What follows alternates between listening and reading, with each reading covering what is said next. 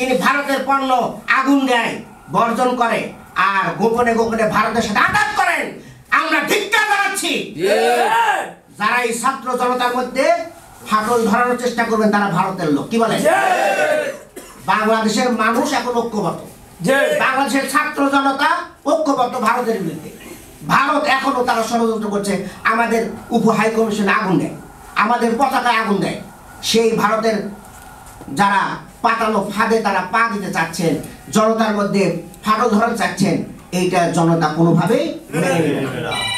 ওনাদের বক্তব্য যে বাংলাদেশের জনগণ নাকি সংস্কার বোঝে না, বাংলাদেশের জনগণ ভাজা মাছ উল্টা খাইতে জানে না, সংস্কার বোঝে না। তাহলে কেন তারা শহীদ হলো? কেন তারা জীবন দিল? যদি সংস্কারই না বোঝে তার দরকারটা কি ছিল? নিজেরা খাবো দাবো ঘুমাবো, হাসিনা যা পারে করুক। কি বলেন? জনগণ এটা বুঝে শুনেই জীবন দিয়েছে, রক্ত দিয়েছে, শহীদ হয়েছে সংস্কারের জন্য।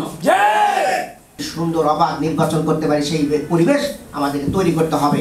আমরা অযথা কাদা ছুটাছুটি না করে, কাউকে কাউকে দোষারোপ না করে, আমরা এই আন্দোলনের সবার ভূমিকা আছে, বিএনপির ভূমিকা আছে, জামাতের ভূমিকা আছে, শিবিরের ভূমিকা আছে, ছাত্রদলের ভূমিকা আছে, এবং বৈষম্য বিরোধী ছাত্রদের অগ্রণী ভূমিকা আছে।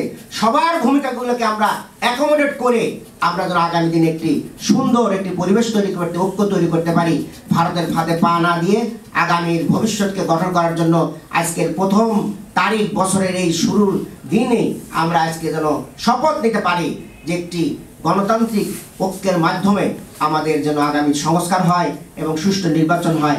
আমি জাতিকে সেই দিকে আসার জন্য সার্বিক সহযোগিতা, ঐক্যবদ্ধ থাকার আহ্বান জানিয়ে আমার বক্তব্য এখানে শেষ করছি।